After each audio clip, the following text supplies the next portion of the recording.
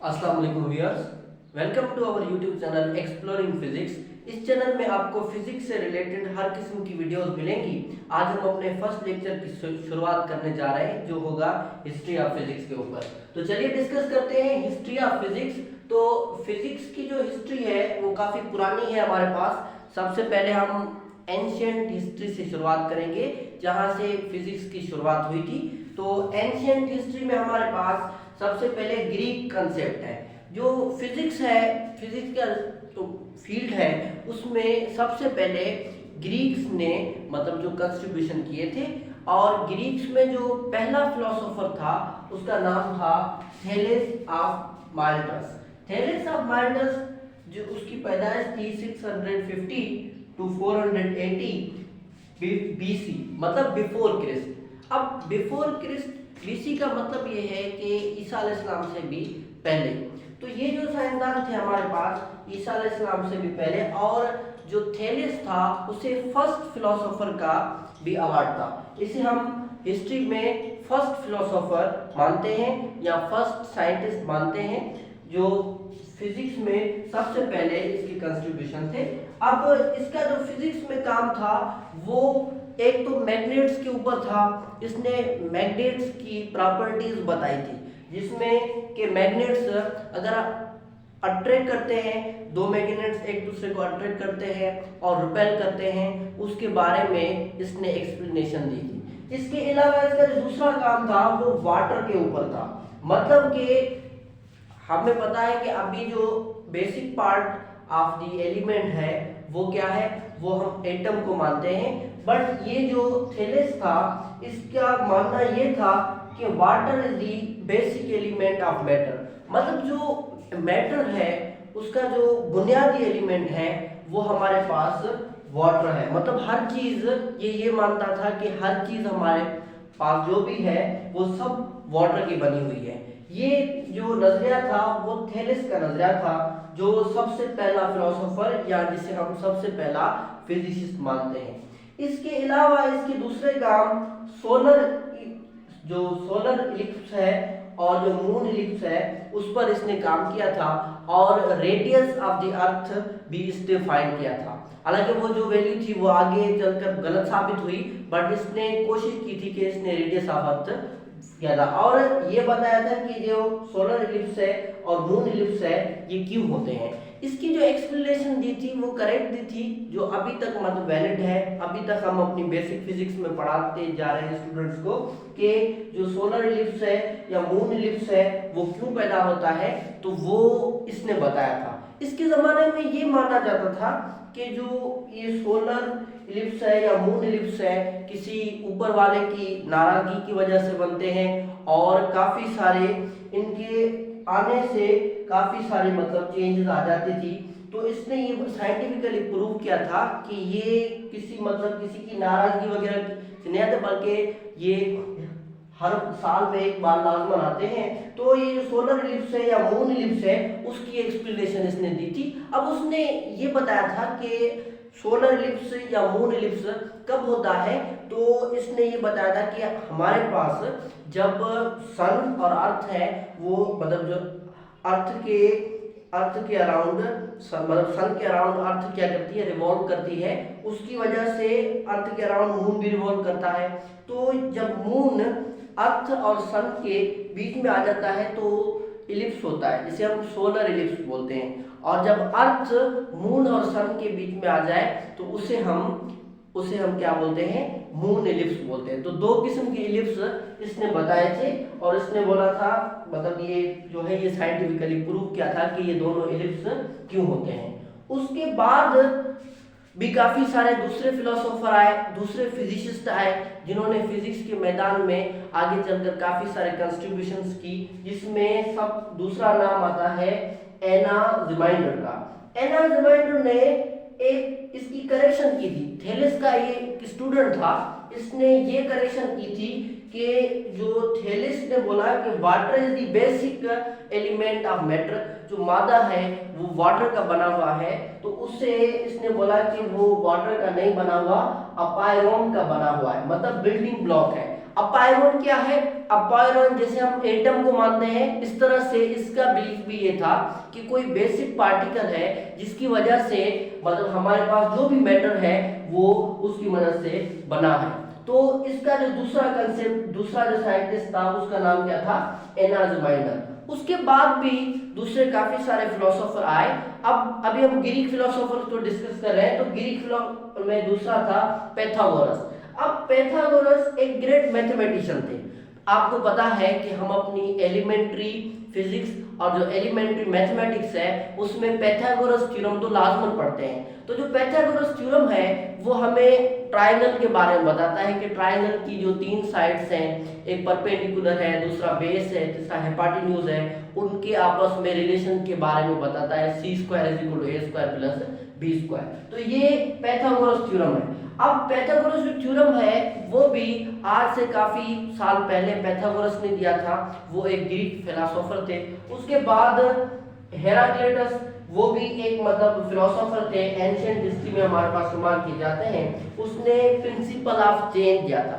अब principle of change अभी तो हम उसे इतनी हैसियत नहीं देते, पर उसके दौर में काफी थी। उसके दौर में ये माना जाता था कि ये जो चीजें हैं वो चेंज नहीं होती, वो कांस्टेंट होती है।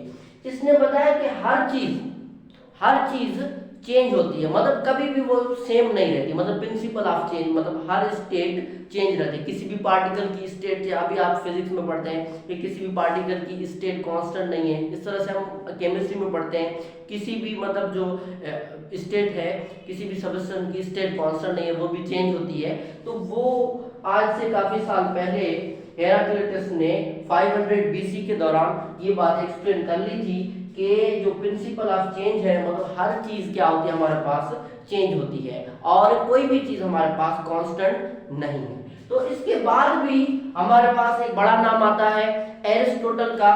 तो ये जो एरिस्टोटल है हमारे पास, एरिस्टोटल वो वाहिद साइंसदान है जिसकी हर फील्ड में कंट्रीब्यूशंस है। ये अकेला बंदा एक फिलोसोफर था, मैथमेटिशियन था, बायोलॉजिस्ट था, इसके अलावा फिजिसिस्ट था और काफी सारे उस वक्त के जो भी इल्म पढ़ाए जाते थे उसमें एरिस्टोटल का काफी बड़ा नाम है। अब एरिस्टोटल वो वाहिद बंदा था जिसने फर्स्ट वर्ड फिजिक्स यूज किया था, मतलब first line of the physics लिखी थी। जैसे इससे पहले हमने ये तो पढ़ा कि थेलेस ने कुछ चीजें बताई थी, बट हमें वो प्योरली फिजिक्स पर लेकर नहीं गया था।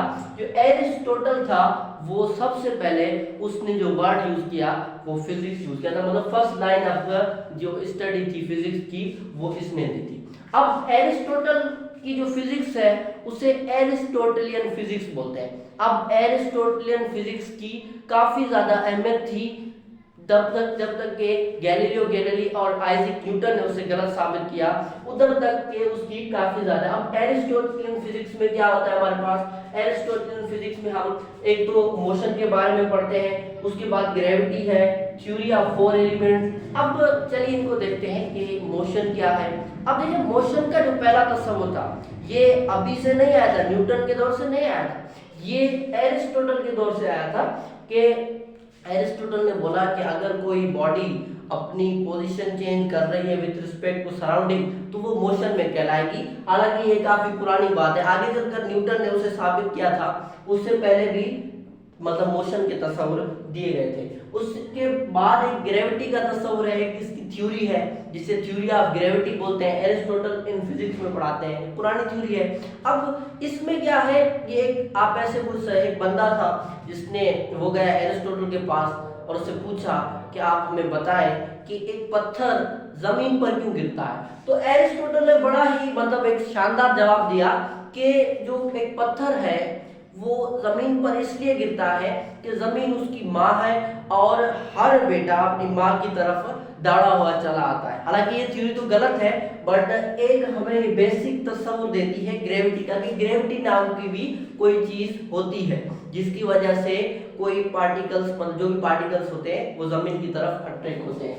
अब इसके बाद जो थ्योरी ऑफ फोर एलिमेंट्स है ये मैटर पर बड़ी डिपेंडेंट है। अब जैसे इससे पहले दूसरे साइंसदान थे, एक बंदे जैसे थेलिस ने बताया था कि वाटर जो है वो हर चीज का बेसिक है, मतलब हर चीज वाटर से बनी हुई है। हमारे पास कायनात में जो भी चीजें सब पानी से बनी है वो है। उसके बाद जो दूसरा बंदा था एनाक्सिमेंडर, उसने अपायरोन का तस्वुर दिया था। अब इसका जो तस्वुर था एरिस्टोटल का, वो तस्वुर कुछ इस तरह से था कि जो हमारे पास जो कायनात में जो भी चीजें हैं वो सब चीजें हमारे फोर एलिमेंट से बनी हुई हैं। अब फोर एलिमेंट इसने बताए थे कि कायनात में चार एलिमेंट्स ऐसे हैं जिनमें से हर चीज, हर मादा, हर मैटर उन चार एलिमेंट से ही बना हुआ है, मतलब उनसे बाहर कोई भी चीज नहीं जाती। तो देखते अब तो इसने बताया था कि ये जो फोर एलिमेंट्स हैं, एक मतलब अर्थ, दूसरा वाटर, एयर एंड फायर, मतलब फोर एलिमेंट्स में हमारे पास अर्थ, वाटर, एयर एंड फायर, मतलब चार एलिमेंट्स आते हैं। इन चार एलिमेंट से ही पूरी कायनात बनी हुई है। इन चार एलिमेंट के अलावा कोई भी चीज कायनात में मौजूद नहीं है। अब ये तो था एरिस्टोटल का तस्वुर, और याद रहे एरिस्टोटल को फादर ऑफ साइंस का भी दर्जा दिया गया है, मतलब फादर ऑफ साइंस भी हम कहते हैं। अगर आपसे कोई पूछे कि फादर ऑफ साइंस कौन है तो ये एरिस्टोटल है। इससे पहले भी थे बंदे, वो उनको फिलोसोफर तस्वुर किया गया, उनको मतलब साइंटिस्ट तस्वुर नहीं किया गया। वो साइंटिस्ट थे, हालांकि उनके काम थे, बट वो फिलोसॉफिकल सेंस में थे। अब जो ये एरिस्टोटलियन फिजिक्स है, एरिस्टोटल के दो और भी चीजें थी। एक इसने जियोसेंट्रिक मॉडल और सरकमफेरेंस ऑफ द अर्थ मालूम किया था। अब जियोसेंट्रिक मॉडल को समझते हैं कि ये जो जियोसेंट्रिक मॉडल है ये क्या है। अब जियोसेंट्रिक मॉडल हमें ये बताता है कि जो हमारी जो कायनात है उसका जो सेंटर है, उसका सेंटर अर्थ है। अब लफ्ज दो है, एक जियो है, दूसरा है सेंट्रिक। अब जियो का मतलब हमारे पास अर्थ, सेंट्रिक का मतलब सेंटर। तो क्या है, अर्थ जो है वो सेंटर ऑफ दी क्या है, यूनिवर्स है। कायनात का जो भी सेंटर है वो क्या है, अर्थ है। ये अरस्तु मानता था, एरिस्टोटल ये मानता था कि जो जियोसेंट्रिक मॉडल है इसके मुताबिक हमारी कायनात चलती है। और दूसरा काम ये किया था, इसने सरकमफेरेंस ऑफ दी सर्किल, मतलब सर्किल नहीं अर्थ मालूम किया था कि अर्थ के जो ऑर्बिट्स है उसका जो सरकमफेरेंस है वो क्या है। उसके बाद मतलब जो ये एरिस्टोटल की फिजिक्स थी ये काफी वक्त तक चली। दूसरे साइंसदान भी आए, उन्होंने भी अपनी कंट्रीब्यूशन दी, बट उन पर तवज्जो नहीं दी गई। और इसकी जो फिजिक्स है वो हालांकि आपको हैरानगी होगी कि वो गैलीलियो और न्यूटन के दौर तक चली। मतलब जो न्यूटन और गैलीलियो थे उसके दौर तक इसके लॉज को माना जाता था। इन्होंने जाकर उसे गलत साबित किया, फिर जाकर इसके लॉज क्या हो गए, गलत साबित। वो आगे हम पीरियड में डिस्कस करेंगे कि क्या है कि गैलीलियो और न्यूटन की कौन से लॉज है वो भी पढ़ेंगे, ऊपर भी आएंगे। ये याद रखें, मॉडर्न में आ जाते हैं जो। अब उसके बाद जो है एराटोथिनीस, एराटोथिनीस 276 से लेकर 196 बिफोर क्रिस्ट, मतलब एरिस्टोटल के बाद का जो बंदा था, जो साइंसदान था, वो ये था। अब ये साइनी एक शहर था इसका जहां पर ये रहता था। अब साइनी क्या है, उधर मतलब अभी भी आप सर्च करेंगे तो वो जो शहर है उस पर जो हमारे सन है उसकी जो लाइट है वो बिल्कुल ऊपर पड़ती है, मतलब उसके बिल्कुल ऊपर स्ट्रेच में आती है, मतलब वहां पर कोई शेडो नहीं बनता। जब एक टाइम हमारे पास क्या होता है कि जब भी हमारे ऊपर लाइट पड़ती है, कोई बंदा है, कोई पार्टिकल है, कोई ट्री है, तो उसका शेडो बनता है। उसकी शेडो की क्या होती है, डायरेक्शन होती है, क्योंकि अगर इधर से लाइट पड़ रही है तो शेडो उस तरफ से पड़ेगा। अब इसका शहर जो है वहां पर क्या था कि वो ज्योग्राफिकल लोकेशन ऐसी थी कि वहां पर जो सन है वो बिल्कुल ऊपर था और ऊपर से रेज नीचे आते थे। जैसे ऊपर से रेज नीचे आते तो शेडो नहीं बनता, तो उस वक्त के बंदों ने तो नोटिस नहीं किया, इसने जाकर उसे नोटिस किया। और एक ग्रेट मैथमेटिशियन भी था ये। अब इसने क्या किया, मैथमेटिक्स को यूज करते हुए इसने ये फाइंड किया कि जो सरकमफेरेंस ऑफ अर्थ है, जो ऊपर एरिस्टोटल ने हमने पढ़ा कि मालूम किया था, वो जो वैल्यू है वो गलत है। इसने रेज के ऊपर, मतलब जो रेज आते थे उसके ऊपर मैथमेटिकल कैलकुलेशन की। अब इसका पूरा प्रिंसिपल है, हम तो डीप में नहीं जाएंगे, हमारा काम सिर्फ इस हिस्ट्री को डिस्कस करना है।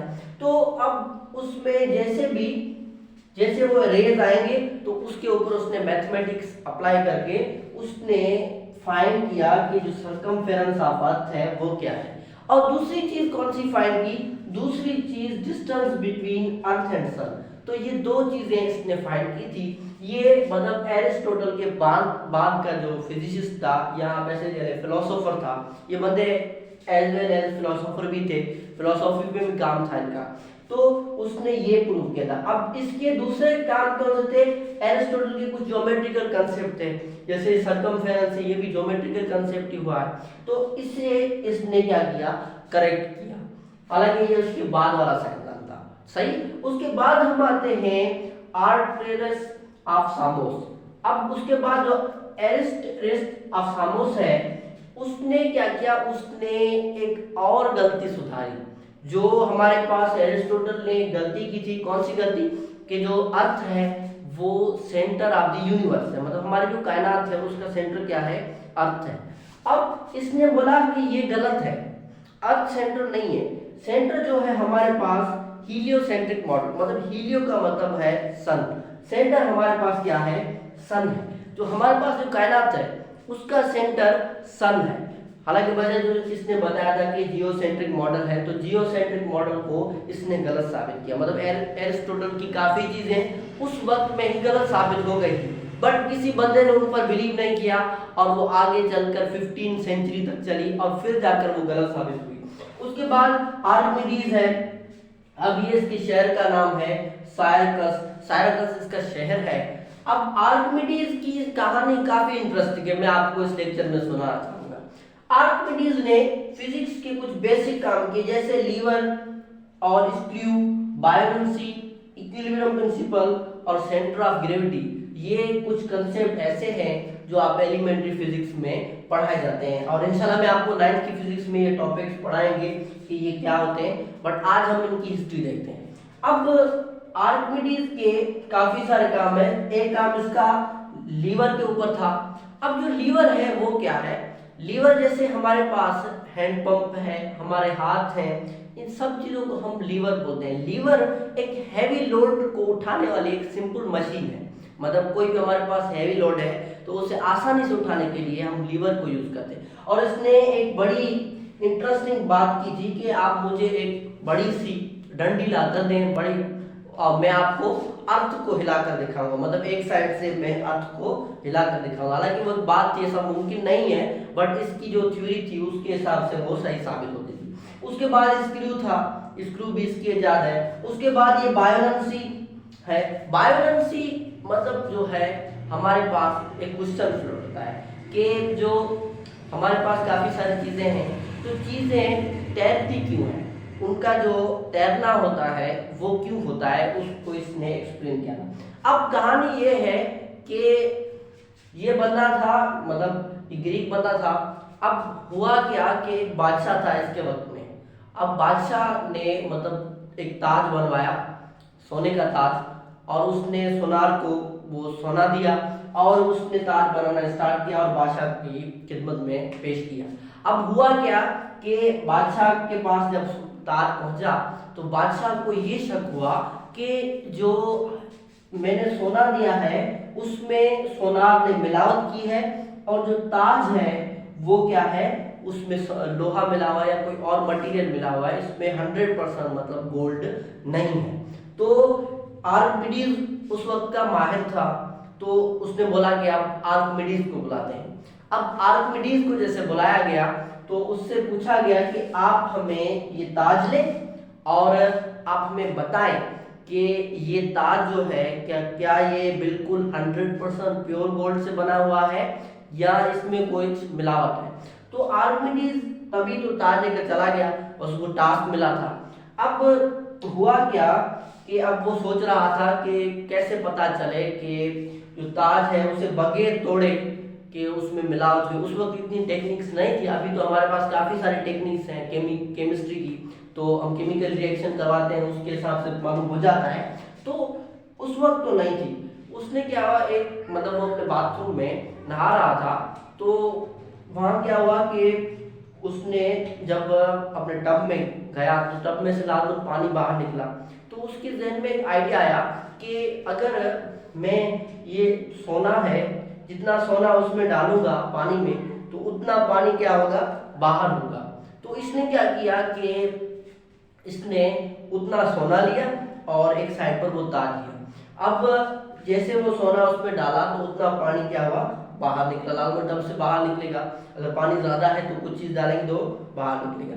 अब फिर के उसने ताज डाला और इसे पता चल गया कि ताज में क्या है, मिलावट है। अब इधर से एक इसने ला दिया जिसे आर्किमिडीज लॉ ऑफ बायोफेंसी बोलते हैं, मतलब आर्किमिडीज की का तैरने वाला लॉ, मतलब हमारे पास जो बोट्स हैं वो कैसे चलती हैं वो इस लॉ पर डिपेंड करते हैं। फिर इसने बोला कि जब पानी में कोई भी पार्टिकल, कोई भी चीज आप मास डालेंगे तो उस पर फोर्स लगेगी। अब फोर्स कौन सी लगेगी, पानी उस पर एक फोर्स लगाता है जिसे हम बोलते हैं अपथ्रस्ट फोर्स, मतलब पानी कोई भी पार्टिकल या कोई भी चीज को अप करता है, मतलब ऊपर की तरफ क्या करता है, ऐसे धकेलता है। अब फिर क्या होता है कि वो चीज फ्लोट करती है। अगर उसका जो मास है या हम वेट कहते हैं वो ज्यादा हो जाए तो वो पानी में अंदर डूब जाएगी। तो इस तरह से हमारे पास जो चीजें हैं वो क्या कहते हैं, तैरती हैं या डूबती हैं। इसे हम बोलते हैं आर्किमिडीज प्रिंसिपल ऑफ बायोफेंसी। उसके बाद हमारे पास इक्विलिब्रियम है। इक्विलिब्रियम तो आपको पता है, हमें एक्सप्लेन करने की जरूरत नहीं है। तो इक्विलिब्रियम है, उसके बाद सेंटर ऑफ ग्रेविटी है। सेंटर ऑफ ग्रेविटी का तस्वीर ये है कि वो पॉइंट जहां पर किसी भी पार्टिकल का पूरा मास या पूरा वेट एक्ट करे तो उसे हम क्या बोलते हैं, सेंटर ऑफ ग्रेविटी बोलते हैं। तो ये हमने सिर्फ एंशिएंट हिस्ट्री डिस्कस की थी, जिसमें हमने सिर्फ ग्रीक कंसेप्ट को डिस्कस किया। तो ग्रीक कंसेप्ट में हमारे पास ये साइंसदान आते हैं और इनके बाद हम इंडिया और जो दूसरे ममालिक के साइंसदान हैं उनकी कंट्रीब्यूशंस देखेंगे।